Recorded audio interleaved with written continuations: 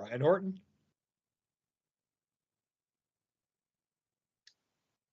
I'm trying to look. I'm looking alarmed. I'm Lyle Dixon.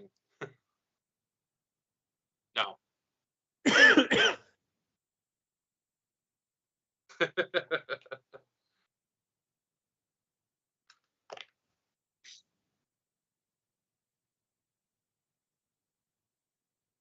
Yes. I would like to go on record, because I know that people are watching, that out of everyone in my family, I know the most about Vox Machina of anybody. I just want to go on the record saying that publicly. Yes. There is no one in my household who knows more about the legend of Vox Machina or Critical Role than I do.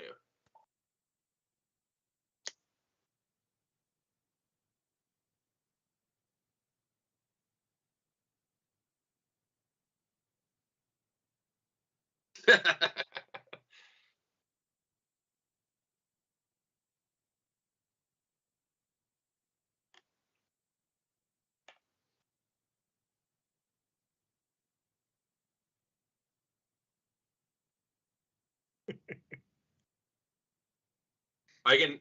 Oh, they're saying they can't hear you, Brad? Brandon is saying they can't hear you or Brian, but they can hear me, I guess. I know they can hear me because my wife is responding to the comment I made.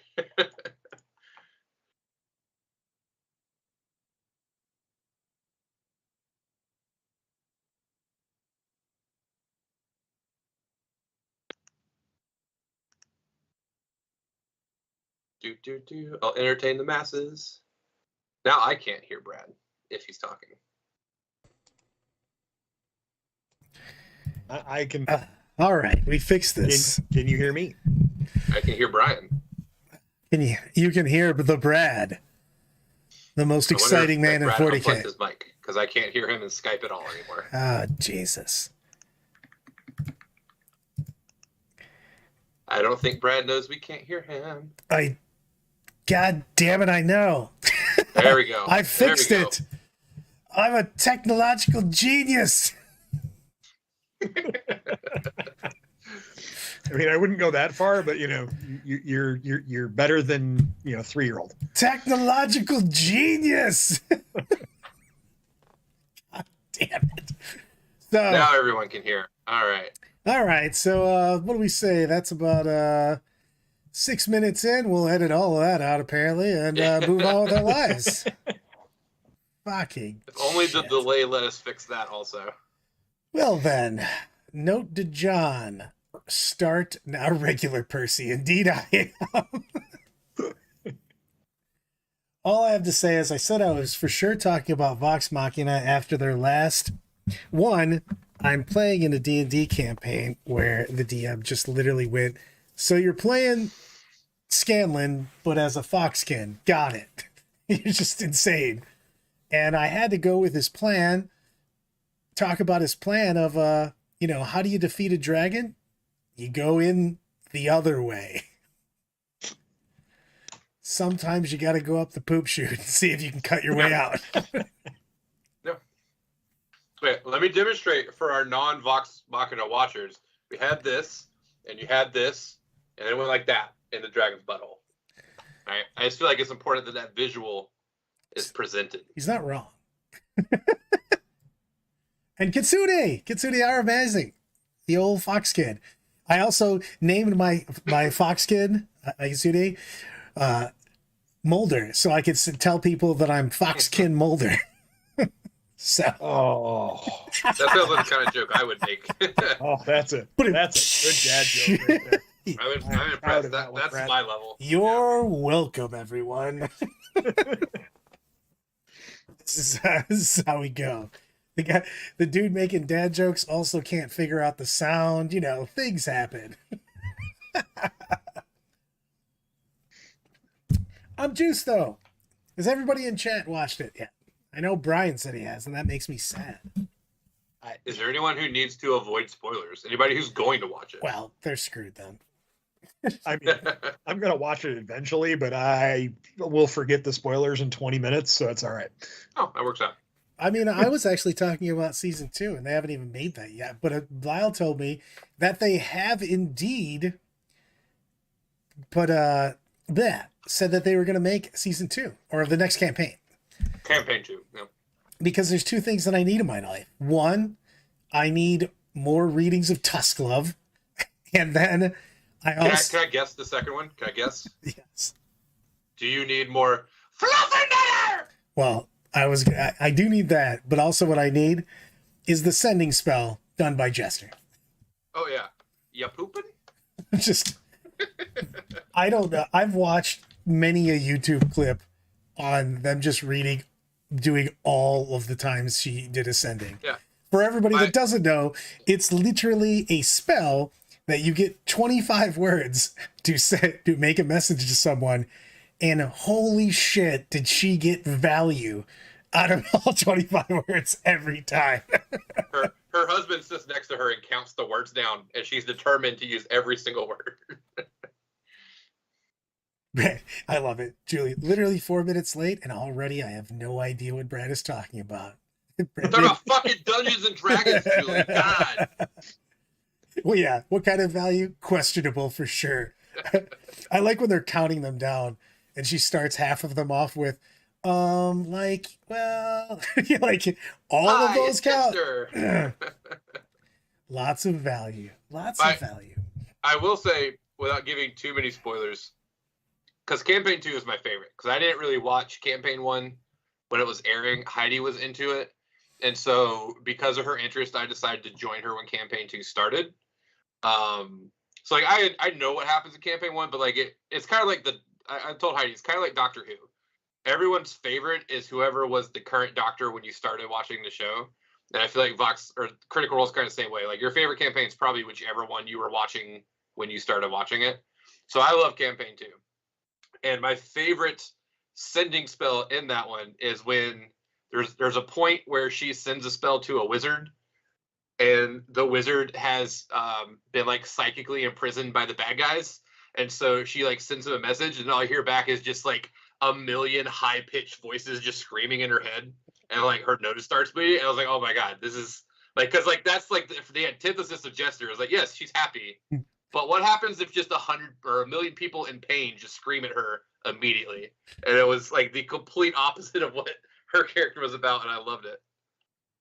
Matt kills it most of the time. It's pretty awesome. Oh, yeah. Ooh, you know what? I got to segue because, I already told you I have no focus. I'll come back. But I did realize going this weekend, and I'm leaving tomorrow morning at 6 a.m, going to Arkansas with Mr. Blake Law. And I realized when I went over Sniggs' house, one, I was supposed to get a care package from Sam, who is a G, and is giving me basically, I'm playing his entire army in Cherokee.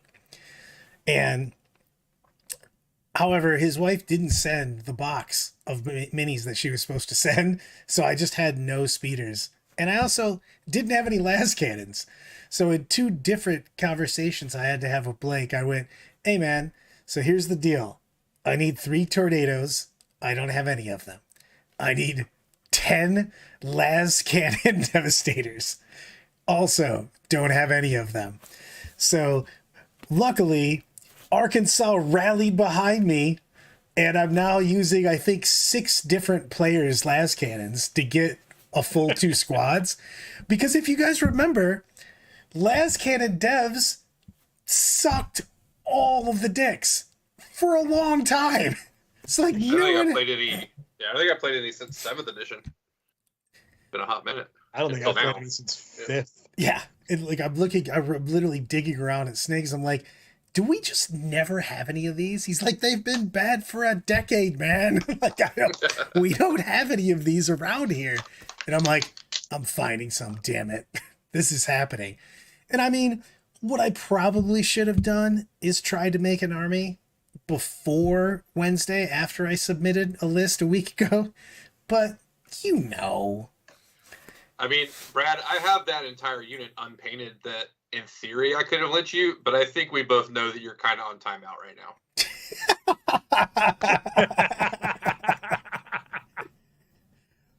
Look, man, you saw all those fragile signs, and I used so much goddamn bubble wrap. Brian was there for that. I know you did your best. I do believe that you I tried. won't lie, Lyle. I have let Brad use my army, and I will admit that it came back with only a little bit of minor damage. It wasn't terrible. Also, it could have been that I was running the event and right there, and he didn't transport the army. Could be part of it. But he did such a good job. I was him, Tom, and Brad's wife, whose name's going to escape my brain at the moment because I'm old. And they were packing it so loving and caringly that I was like, wow, Brad actually cares. Yeah. No, and that's why I can handle it, because I do know, I can tell from what people told me and what I saw, I can tell that he definitely put effort into it.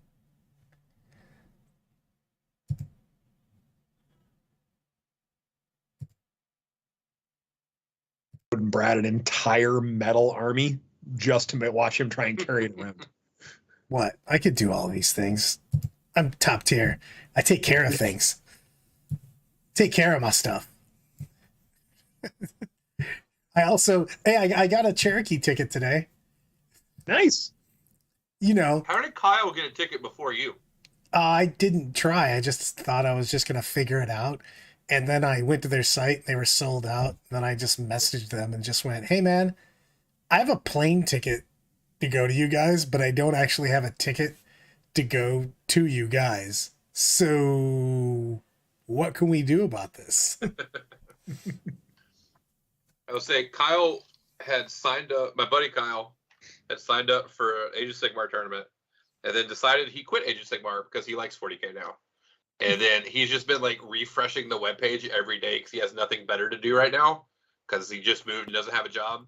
So he just sat there refreshing until there was a ticket and he managed to snag one. So he's very excited to go to his first 40K tournament here at Cherokee. Nice.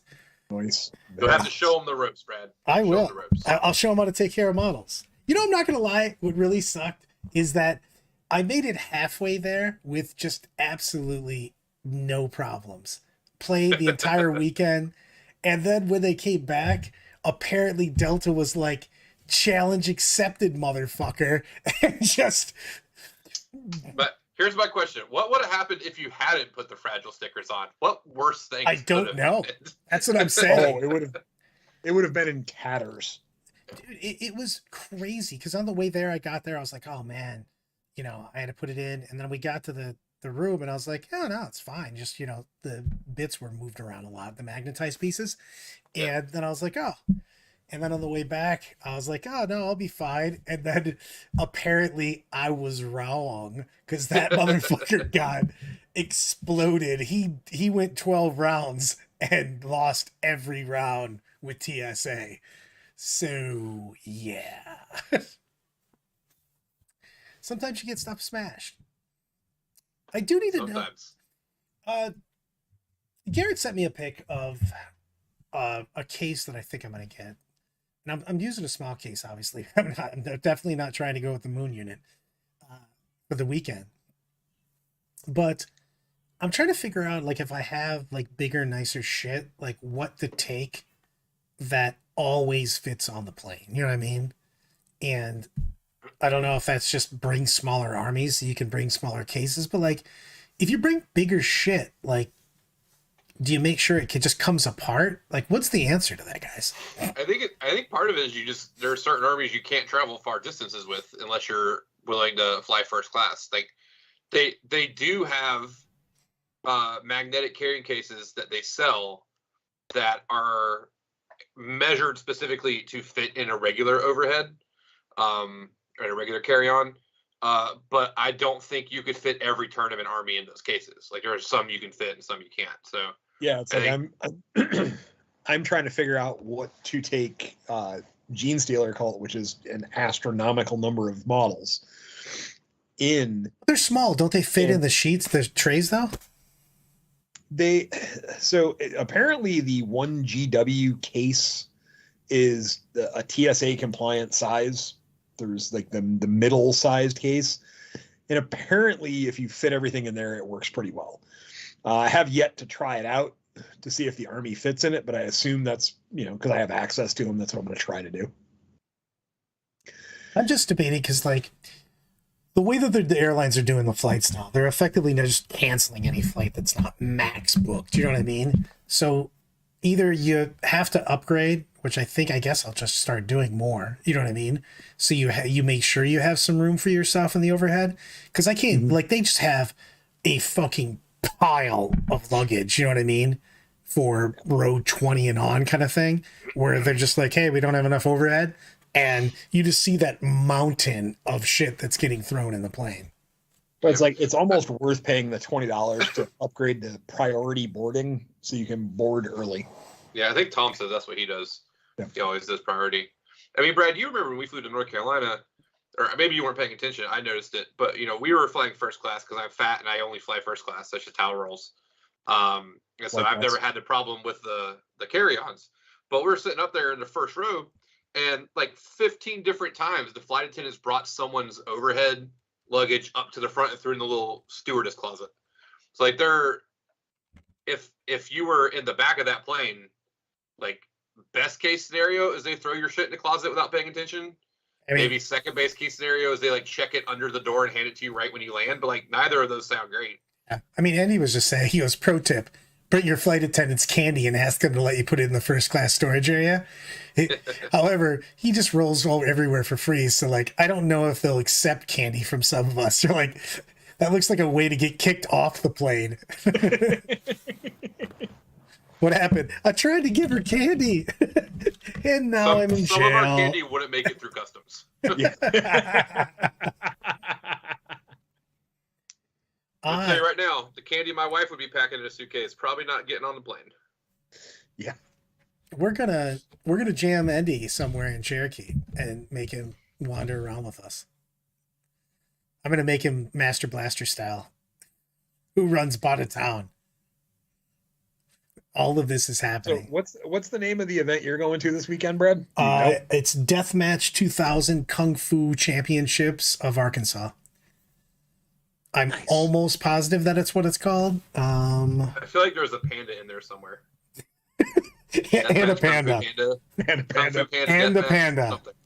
Yeah. Melee at Shiloh, I was super close. It's like right on the edge. You know what I mean? Good question, man. I think we're gonna figure out where Andy's gonna land, and then we're just gonna do like some sort of weird pickup. We're gonna pick him up like what was the movie with Robert Downey Jr. and Zach Galifianakis? We're gonna do that and just wander about. Oh yeah, that was a weird movie. I'm not sure which one that is. I mean, it had Zach Galifianakis. I mean, he's just a weird dude. Yeah. That is his TV show was like his random interviews with a fern or whatever it's called. Oh yeah, between two ferns. That shit is so fucked because there's so many people you could see. Well, the thing is that there's people that know what they're getting into, and then there's people whose agent just booked them, on every talk show and whatnot, and they have no fucking clue. Two best episodes of that show are the who's the Hunger Games girl? Jennifer Lawrence, because she spends the entire episode just calling him fat over and over. And then there's an episode with Barack Obama where Barack Obama keeps talking about how stupid Zach Galifianakis is. Bold move, Cotton. Bold move. If you go into that show understanding what it is, it's hilarious. Who's watching Fifth Element now? This is good. Lilu Dallas multipass. That makes no sense to anybody that has You're going to judge me for this, Brad. Heidi is very sad. I've never seen Fifth Element. What is wrong with you? What kind of gamer are you? It came out when I was like 4. What do you want? What's your point? Wait. Lyle, how old are you? I'm 35 right now. Brad, you didn't tell me we were allowing children on the show. No. I'm old enough that I have to think about how old I am. I don't know if that's better or worse. He falls under he could be my child. Yeah. So I was born in 86. So when did that movie come out? Like 90, 92? It was early 90s, right? Yeah, somewhere in there. Early 90s. Not recently. That's how I judge my movies. It is problematic. There's so many things that come out and I see that they're now called classic and I'm like, oh, I did not think that was classic. I'm just old. No, there's nothing like listening to the classic rock station and then like your high school anthem comes on and you're like, oh. 97 and he's on it. 97. Okay. Still, I would have. So I was 11, which I still would not have been allowed to watch. Don't forget, even if I was old enough to technically understand the movie, please keep in mind I was raised by two people who got married in a Southern Baptist seminary. So I was not allowed to watch stuff like The Fifth Element when I was 11 years old in the first place. I was really hoping you were going to say raised by wolves. No, I mean I was raised by two people who went to divinity school. It's like we were not watching The Fifth Element. Okay, I'm going to tell you guys a good thing on this. I'm going to throw my mom out. So I am ultra mistakey baby. Super excited that my family was religious, so I still exist. So I'm 10 years older than my brother. And then I have a sister in between, who, by the way, you would never think she's my sister. She is super chill back, doesn't want to be in the spotlight. She is basically the opposite of me. Anti-Brad. Yeah. And then there's my sister, then brother. Basically, when I was young, I basically grew up with my mom. And she was just always like, something's going to happen. I basically stayed over at people's houses to just be able to go do shit because she was under the impression that I was basically going to get kidnapped at a moment's notice. And by the time my brother got to do shit, he was just basically calling in going, hey, I'm going to go skateboarding in New York. I'll be back after the weekend. I'm like, did you just give up? What happened here? I had like 700,000 rules and he's just like, I'm going to go smoke crack with these guys that are murdering people. And she's like, all right, see you later. I'm like, what the fuck is going on? I will say for my family, I'm the oldest of four. And by the time I was like 15 or 16, my parents were ready for me to move out. Like it was one of those like we all just need to get away from each other situations. And our relationship got much better once I left and came back home to visit as opposed to living there anymore. But I do remember that was like I was like the most like, all right, get the fuck out. Like they needed me to leave for our family to survive. And my sister was a similar way. My brother was less so, but my brother had more of our rules. But what I noticed was like as they progressively got to my sister, my baby sister, I have two sisters, so the youngest of four, my parents were like, all right, this is the one. We're gonna put the effort into this number 4. And so the rules increased for her because they're like, this one's got a shot. So we're gonna try our best with this one here. So what you're saying is you had the opposite effect because you disappointed your parents so badly that they were like, fuck man, we gotta do something. We're bad. I like to explain it that there were 3 children that made my parents keep having kids. And when they finally got the one they wanted, they stopped, but they put a lot of effort into that one. Jesus. See, I'm going to go with Heidi on this. I was so awesome that she was just like, whatever. At that point in time, he was just organs in case something happened. Also, my family's so short that I went to Sweden and I tried to explain because, of course, they wanted it in metric, and I didn't know how to say 410. I had to figure out the conversion, and then they all went, "No, that's not a thing." I'm like, yeah, man. It's like if you were to now, Brad, I'm 6'1", 6'2" ish. My brother is like 5'4". Oh. My mom is 5'1", maybe, if you push it. My dad was 5'8", and I look like a giant amongst my family. So basically, the mailman was real popular for a little while at your house. Oh yeah, absolutely. But my sister's 4'10", and her kid, she has one child, is just like in the 99th percentile in height and weight, and it is hilarious because I'm like, there's some family right now that is looking at their tiny baby that got switched for yours and wondering what the hell happened. This little munchkin, like, what's going on? I don't understand. Little old, maybe even the milkman. Yeah, that's true. Was there ever a milkman? You know, I'm old and I don't remember ever having a milkman. Was that a 50s thing? No, because we had them in the 70s. I mean, I lived in the city, and it's a city that's close to farm country. So Burn Dairy here had milkmen up until like the really like 82, 83. But yeah, it was definitely a much more of a 50s thing. This is definitely the cutting edge thing that I need. This is the type of content that people tune in for. Was there a milkman in the 70s? Again, we did say we were going to talk about random stuff on this show, and I think we just proved it. True So that. let's go full circle. If you guys, did you, Brad, watch the real Critical Role or just Vox Machina? I watched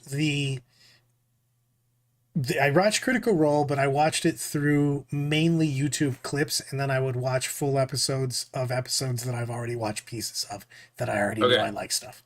So what was your take from a D&D perspective when they snuck around by turning everybody into cows? Oh, dude, I think Matt Mercer does a fantastic, just as somebody that is basically played D&D since I was like 13 years old. He does a fantastic. I love watching the faces on the people once they realize that he basically snuck in a plot hook like 20 episodes ago, and they finally realize it. Like, like The Stranger in campaign 2 and things of that nature, where you just get people go, wait a minute. Yeah. The biggest one, and I don't want to give too many spoilers, but I was saying campaign 2, the idea that they meet a druid on a volcanic island, and none of them realize who it is until like the last second they're on that volcanic island. They all just absolutely lose their shit when they figure out who that person is, because they should have known the entire time and none of them figured it out. Stuff like that, just watching all of them, because like I think I remember, if you've seen the clip, like Marisha realizes who it is, and she has like an actual panic attack, and she's like crawling in her chair and like curling up into a ball while in the chair. Like she's both sitting, standing, and in the fetal position all at the same time. And I'm like, that is why I want to watch people play D&D. I want to watch Matt Mercer do that to people. It's funny because I ran a campaign forever ago at the Toledo Game Room, had 1 billion people in it, and it was effectively D&Ders, but they were all actually power gaming mini players effectively.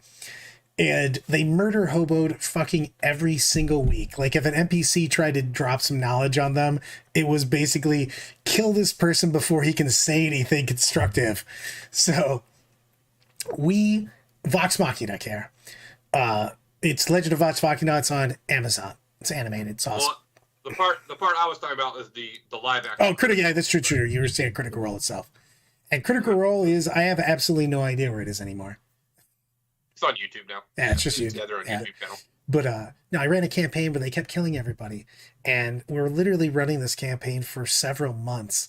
And they just plan out this great ambush, like tactical amazingness. Crushed all the guys they went about. And then realize they look down and they're just seeing all these paladin symbols. And they go, wait a minute.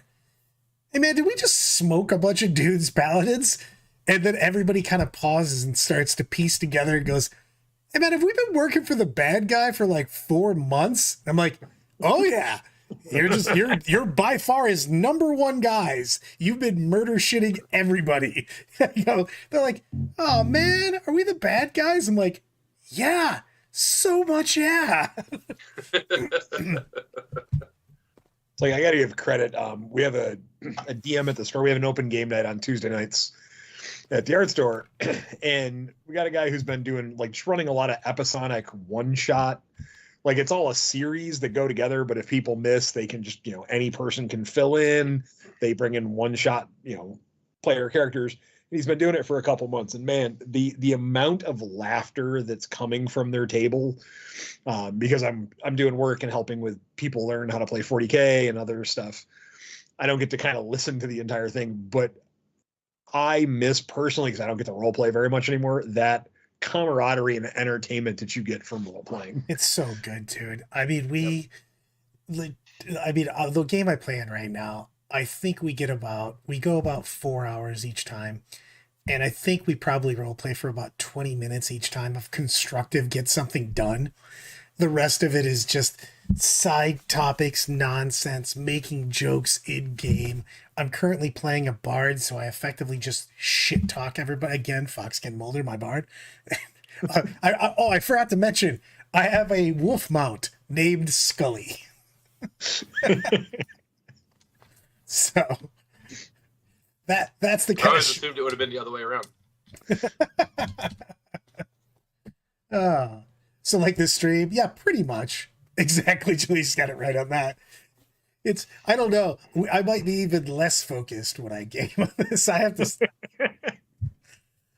also, the guys that I play with are scotch drinkers, so they just randomly pour out scotch all the time. So I end up being the sober one here after the gaming group crushes scotch. So That's a frightening prospect, Brad. it is. I mean, I did DD for Mike and Corey just last tournament before I died. So Was that? I'm trying to remember. Yeah, but was it the night before that? Wasn't that the one where I was trying to drive you home and you were too drunk to tell me how to get to your house? And yes. I didn't figure that out for like 25 minutes. I also got out and asked somebody for directions. You are trying to. I had to stop you. You wanted to get out at an intersection and ask. No, you didn't want to ask them for directions. You wanted to ask them if they had a bottle of water. I mean, I was trying to be constructive. You know what I mean? Gotta hydrate, guys. It's important. So I feel like I would give you thanks for taking me home and more thanks, but I'm pretty sure I nominated you. You got voted by a council of Brad. So I need you to take me home. I definitely didn't understand how drunk you were and how big of an ordeal it was going to be. So that was a learning opportunity for me. And I DD'd the next day. See, I paid it forward. Paying it forward. Yeah. And that's important, everyone. Pay it forward. I'm psyched up. I need to get some more stuff. I realize that I'm missing so much shit for my army now. Yeah, I'm bouncing around a little bit. That happens. So what stuff do you need? Well, I never had depths. I've just never had depths. You know what I mean? So I didn't have those. I've never really played with Terminators, so I just don't have any of. I've got a couple Space Wolf Terminators that I have because of I have a Space Wolf army, but it's all on the wrong size bases except for the Terminators. And I was 100% the DD brother. And they were literally the best is when the drunk people I'm DDing for are confused because they're drunk and seeing me as their DD, and they're like, I don't understand what's happening right now. Yep. But I don't have depth squads. One, I also own like 12 really well painted. Probably my best stuff is Plasma and Scepters, and I was so excited to run them again. And then they got punched right in the butthole twice. Once for each Plasma Incinerator on each side. Because going from 40 to 60 points, I mean, that's a lot. Just ask certain psychers from Tyranids. 20 points a guy. Ooh. Let's say, would you still be playing them if they were 50?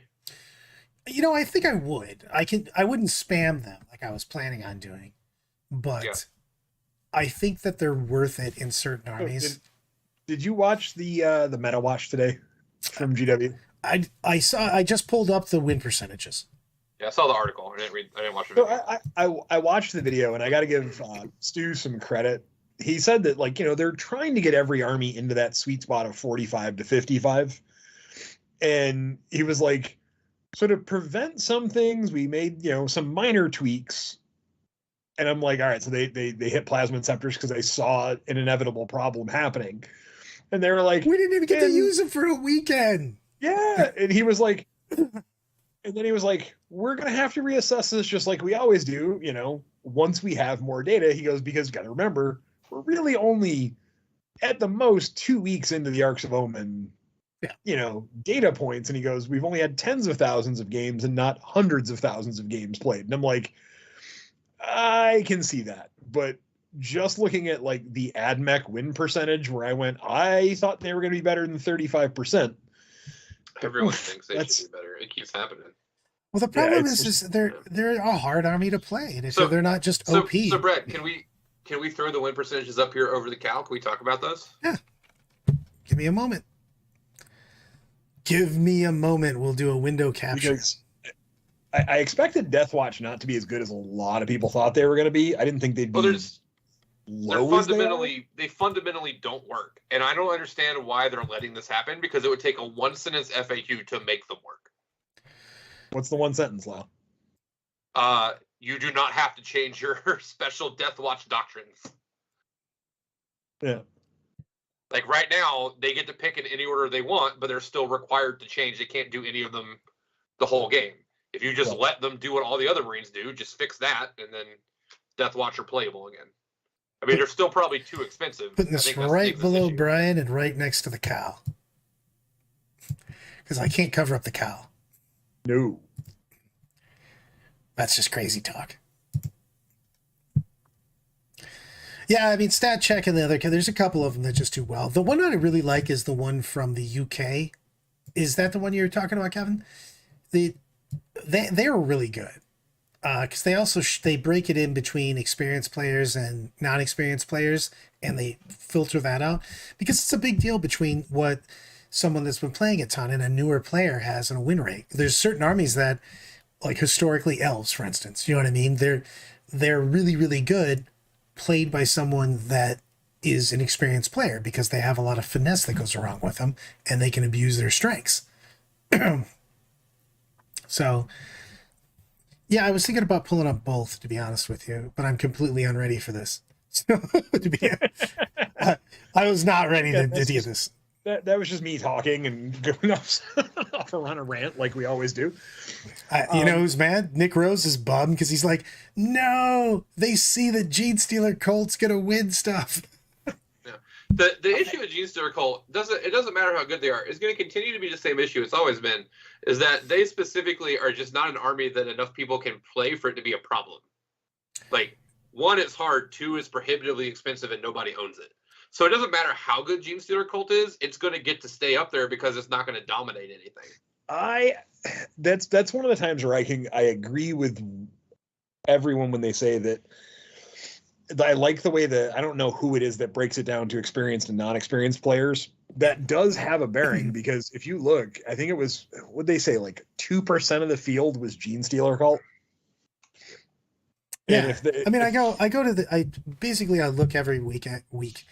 I go to the competitive 40K Reddit. That guy does a really good job of collecting that stuff. And then the guys from the UK aren't as fast, but they do a really good job of separating the data. So I like them quite a bit. And I know it's Innes's group from Stat Check that does some of the good work on getting stuff out there quickly, which I appreciate because I would love to see the breakdown of players ranked in like the top 100, what they played versus, not like pull that out separately to look at win percentages would be kind of neat. I'm wondering what the win percentages are going to change to once we get more games played in GW terrain, because I think that things like Dark Angels, while I think that army's amazing, I thought about playing it at Cherokee, but I do think that the wheels can fall off, when you're playing like the Ravenwing version, because its critical mass of firepower can go down fairly quickly on that. They've got great speed, great shooting, but like they're involved in shooting. So like if you can punch it, you know what I mean? You can start soccer tossing units of speeders, units of bikes, and things of that nature. So I think that army's really, really good, but it can have some rough games. Yeah. I'm surprised by honestly like half of this. I feel like if you made me rank every single army in the order that I thought they would be doing right now, I feel like I would have gotten more than half of these wrong. Brandon Scott, I have to point out, I was looking at it on my other screen here. The Dark Angels lists are mostly, they're a lot of Terminator lists. I just don't see those having legs.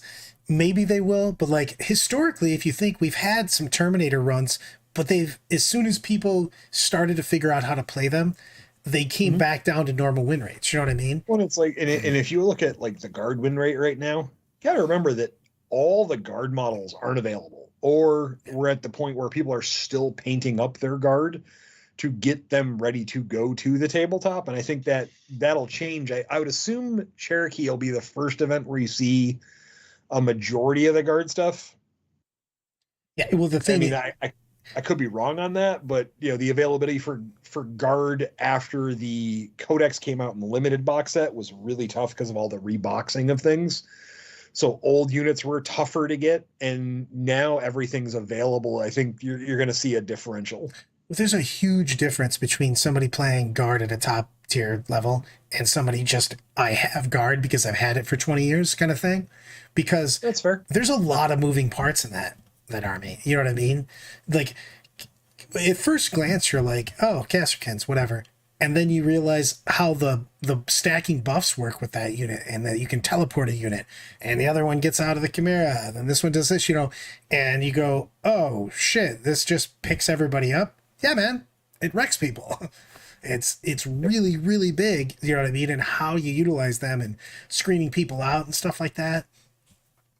I'm actually really wondering where we're going to see the World Eaters win percentage, because that army is really up there. Well, it's really good army, strong. I mean, well, I'm playing it for Adepticon teams, but it's one of those armies where certain armies can screen it out. If you've got the amount of people to body it out, and then they're still just Marine guys, so you can just kill them. But what do you think of the Jackals for them? Oh, they're 100% auto include for me. Yeah, I think you take 30 of them. You just need somebody to box out. I was debating between 20 and 30 because they looked just really strong on paper. Again, haven't put them on a table yet to see because I haven't assembled them yet. But they look really strong. Well, the bigger thing on that is just, do you want 3 Exalted raising a banner and sitting on an objective? You know what I mean? Exactly. And also, who's boxing out deep strikes and everything else from your back, your backboard edge? That you just, you don't even have enough bodies unless you take them. So I feel like you just have to throw 30 of those bad boys in there and then make the rest of your army. And yes, and I really like Lord Avocado. Oh, dude, Lord Avocado. Lord Otto Includus. Well, he's also riding the happiness wave, because also I'm super excited because I'm going to play him. You know what I mean? I'm literally playing these guys. But like, I'm going to Cherokee with Space Wolves, and I really wanted to run some Thunderwolf Cav. Fuck you guys on that. They're literally juggernauts are running the happiness wave with him and floating over shit. And Thunderwolf Cav are like, I'd like to go through this wall. Thou shalt not pass. This is some bullshit. Well, it's in ABC always be charging. The reason that you always are able to charge is because you got your boys with your back. 3 spawn, 3 units of Jackals, boom. And then you can always be charging.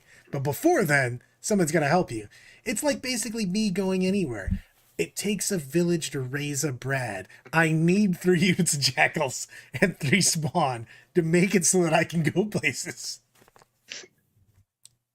So I'm interested from the perspective of someone who wants to play Marines in this season. I'm interested in what the right way to deal with World Eaters is going to be, because part of me feels like the correct answer might just be more infiltrators or encroachers, which I know sounds weird, but I feel like I almost feel like the best way for me to approach them as someone who wants to play shooty stuff is to just daisy chain a line 9 inches away from their deployment room from one side of the table to the other, so they can't run through me. Yeah, well, you need physical screens. You can't just use spatial screens, which is what you can do with like demons and things that strike and come from reserve. But so you're going to need actual physical screens, which means you're going to need more models just to get in the way, and then you're going to need reserves, because they're going to hit, you're going to walk on, you're going to kill people. And the thing is that you can show up in a reserve for free now, and you got to remember that people can't stop you from coming in on your deployment zone. You know what I mean? On your deployment edge. So you can just walk in and just start shooting people.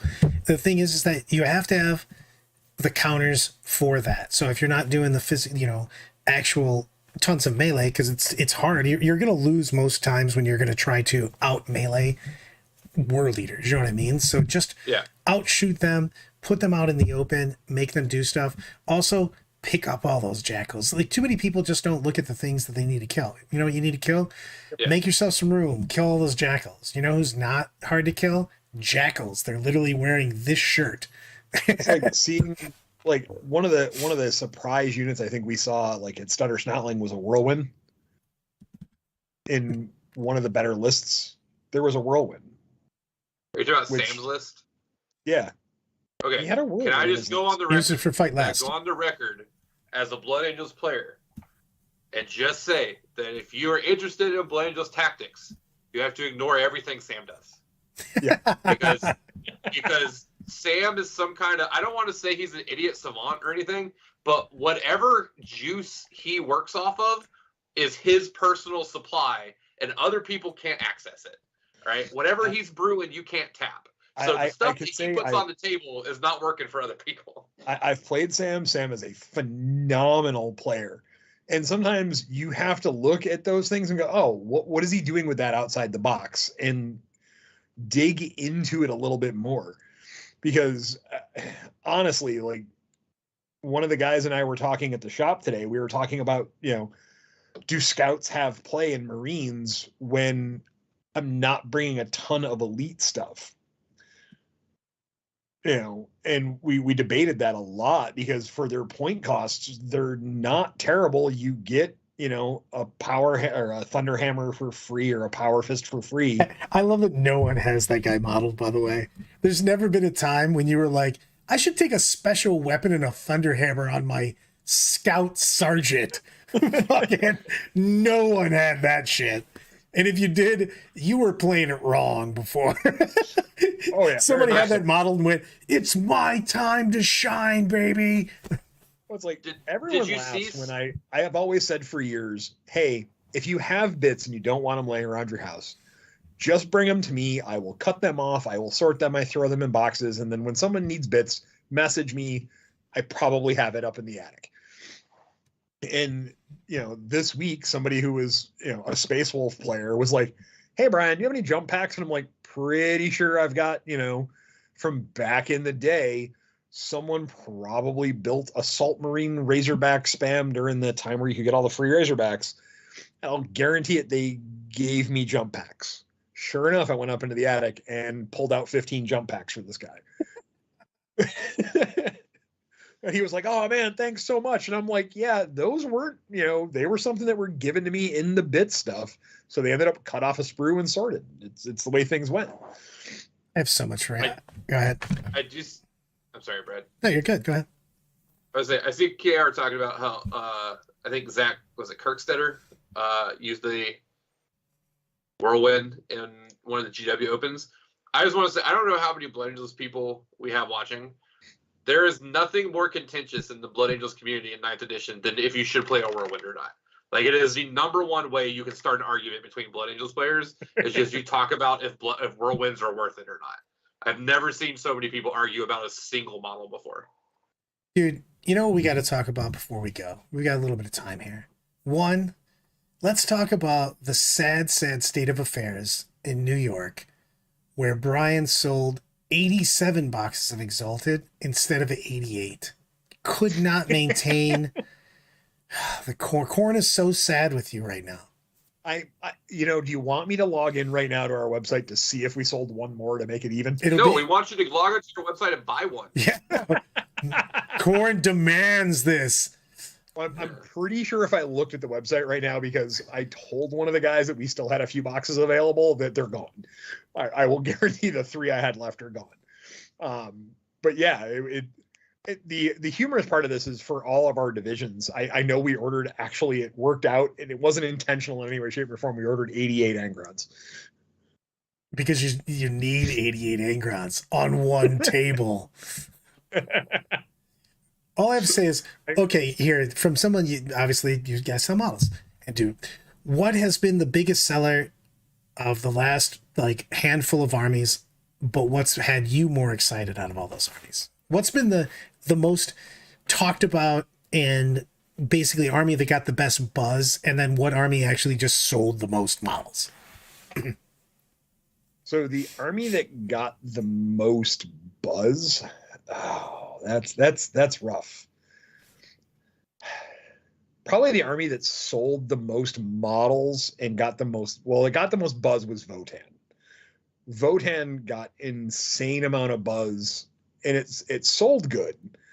But the thing that like everyone was kind of poo-pooing at first was the Pioneers, and then those things went crazy with that army, with the amount that got sold.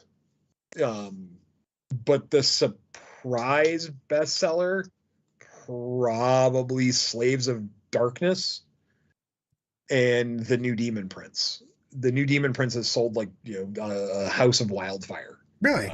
Can't even cap the number on how many of those have sold. Legit. I mean, cool models are cool models, to be honest. Yeah. Well, you know, the fact that there are some people who are, you know, chaos aficionados, and we're like, I can build this technically 8 different ways, because you can build it with power armor. Actually, you can build it 10 different ways, because you can build it with power armor with the 5 different heads, and then you can build it with the Chaos Slaves of Darkness variant with 5 different heads. So in theory, I know at least one person who went, I need 10 of that kit. I can see that. What are you most excited for that's came out lately, Lyle? I don't know. I'm excited to have a reason to want to buy Marines again, which is kind of weird to say, but I haven't really paid attention to them in a couple years. Not seriously. So it's kind of refreshing to be able to be like, hey, I can use something like some of these cool models I never got to play before. I'm kind of interested. I'm interested as someone who only ever played Blood Angels to like be at a place where I feel comfortable taking my red Marines out and saying there's something else, which I know sounds weird, but like as a novice 40K player who didn't have a community, I was always worried I was going to be like refuse games to play because I had painted them as Blood Angels, and now if I don't play them as Blood Angels, I couldn't play. So like I'm excited like to have come to a point in a community where like, yeah, I can do whatever the fuck I want. People just want me to play. I don't care. See, I like, as someone that's hobo 40K'd my entire career. What's that? Can I count that chapstick, but then I put some gum on top of it? That's a Demon Prince, right? So a number of years, this is where I'm going to use the old story that if you're from my area, you know it. There was a guy one day who just like drop pods couldn't be got at one point in time. So this is going back a few years. And he went, oh, yeah, this 2-liter bottle of Mountain Dew is a drop pod. Sure. So, I mean, size-wise, it wasn't too far off, a little tall, but width-wise, it was perfectly fine. Look, man, I would have just we said... all just kind of went, all right. So whenever a drop pod gets played, it's kind of hilarious. I have always just wanted to paint a drop pod up as a Mountain Dew bottle, just for an homage. If you let him play that, he can't get anybody out until he finishes the Mountain Dew in each one. That would have been fantastic if those were the rules for the drop pod. Rainbow Quins, 3-liter of Fago. I'm playing a Rainbow Army this weekend mainly because I think I have 6 different people's models in 3 squads. So it's going to be definitely some Skittles happening. I mean, I can say I have, if I'd have known with like 3 days notice, Brad, I could have at least got you matching ones, but, Whoa. I messaged you last night. Are you kidding me? Yeah. Last night he calls me and goes, so I need las cannons. And I was like, yeah. No, it was the when. And I go, well, I leave on a plane at 6 a.m. He's like, what do you want me to do about that? I'm like, I don't know, maybe send him to Arkansas. Also, the question then became, where in Arkansas? And I went, yeah, I don't know where I'm going. Doesn't everyone live in the same place? Yeah, just put it All on, put place? the package and just say Arkansas, Blake. Just go. The worst part about it is my brother lives in Arkansas, and I was just like, Arkansas, I know someone there. I have to give props to old Sam Dayton. I said I'm using his army for Cherokee, and I sent him after my 14 versions that I worked on today. I finally like, all right, do this one. And he's like, well, I have everything. I think I get everything. It's a lot of arm swaps, but no big deal. But I don't have the grav cannons. And I'm like, I use my excellent negotiating skills of, come on. And he went, fine. I'm doing a paint thing at the store. I'll just paint up some grav cannons. I'm like, see, it all worked out in the end. Chief negotiator Brad Chester and his closing tactics of, come on. All my friends cackle at me because when I build an army, I am that crazed 40K player who goes, all right, so if I can take 3 of each unit, I should own 3 of every gun and every variant of X, Y, and Z. So here you go. Well, and my friends laugh at me, and then all of a sudden it's like, hey, Brian, I need to borrow for an event. And I go, oh, yeah, out of my insane collection of craziness. And they go, yes, Brian, out of your insane collection of craziness. See, I like that. Now, here's the thing, because fucking GW used to be the most, this is how I don't have half the shit that you need. Because if you didn't do craziness like you're saying, remember when heavy weapons teams had 1 of every fucking weapon? It was like they were a boy band. Everybody had something different. You're like, no one ever wants 1 auto cannon, 1 las cannon, a missile launcher, and a fucking heavy bolter. That's the dumbest shit I've ever heard. I was so terrified when the Death Guard Codex came out this edition, and they had made the Plague Marines be like, yeah, you have to build them exactly the way that they come in the box. Like you had to have 1 of each weapon or whatever. I was so terrified they were going to do that to all of the units. I was like, I don't want to play 1 of each weapon in my Devastator unit. That sounds boring. You don't want the boy band? The Devastator box now comes with 2 of each, weapon, except missile launchers. Yeah, that was no, the new box does come with 2 missile launchers as well. I do love the quote here. I don't think my armor will ever clear TSA. The amount of magnets in there is likely to mess up the gyroscope of the plane with the magnetic field coming out of my case. I love everything about that. I don't know. I got the first time ever I've flown with an army in a while, and I'm going through and they were like, oh, you can't have this. And it was the little bottle of super glue. They were like, no, that it's an explosive. It can't go on the plane. And I'm like, I would have been can it go in my checked bag? They were like, yeah, you have to check this, but you can't go in your carry-on. And I just watched them throw it out. And I'm like, I'm not mad about the few dollars. Challenge accepted, by the way. I was just like, what? That little tiny bit of super glue is a problem. Yeah, again, you know what? We'll throw this away as long as you can make that even light on fire. Go. I'm going to slap some money down on this one. Make that blow up. Just fuck you. Yeah, we're going to get tracking down. Magnetic field anomaly. Oh no, I don't want to be on that plane. Why are you grounded?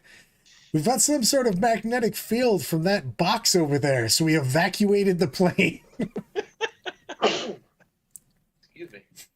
If you MacGyver the glue bottle is dangerous. You know what? I'm willing to give MacGyver glue and go for it. You know what's the weirdest thing? I get pulled over for many reasons up there, but like the dice thing, for whatever reason they pull over my dice bag gets pulled out all the time. I don't know if you guys have ever had that. Yeah, I've had that happen once. On the plane or? No, like when you're going through security, they pull me aside, and then they'll what will be the reason that they pulled it aside is they'll dig down until they get the dice bag and they'll look inside. 2 years ago when I flew to LVO and I had my TO bag was my check bag. There's 3 iPads in there, a box of pens and dice, and they were just like, what's all this for? What are you doing? And I'm like, oh, I run events and I can't have an iPad die during the day, so I have to make sure I have backups. And they just gave me the strangest look of, why is one guy who's flying by himself doing all of this? And look, man, I am a porn director. I need all my equipment. Just let it go. You know what? I'm going to give a PSA because the lady in front of me at my very last flight did this, and it made me want to stab her repeatedly. Why is there always the one person in line that, one, is wearing the Mr. T starter kit and jewelry, two, has absolutely no idea what's going to happen, so their pockets are full of everything, including 14 guns, 3 bombs, all the change and metal they've ever found ever, and takes none of that off, and then is super confused that they have to, take off their full suit of power armor that they're wearing, and put it in the thing. And you're like, why? Just why is this happening? Yeah. That's the part that gets to me. Is like, you know exactly what's going to happen when you get to the airport. Why are you doing this? Well, that's like the person in front of me in Las Vegas this time on the way back. It was like, hey, look, I have a hip replacement. They were like, oh, you just go through, you'll be fine. And I'm like, no, that's going to set off every alarm on that machine as the guy gets scanned going through. And I'm like, and they were like, okay, so we have to pull you aside to wand you. And he was like, I have a hip replacement, just pointing to his hip, like that hip right there. And they were like, all right, so now we need to do a pat down. And I'm like, shit's going to be, bros. What's going on? Make sure you take out that Prince Albert. Oh, yes. Yes. You know what? I'm just sad I know what that is. And all I'm saying is that's what we're ending on tonight, guys. So, everyone, thanks for hanging out with us, and we will rock until the next time.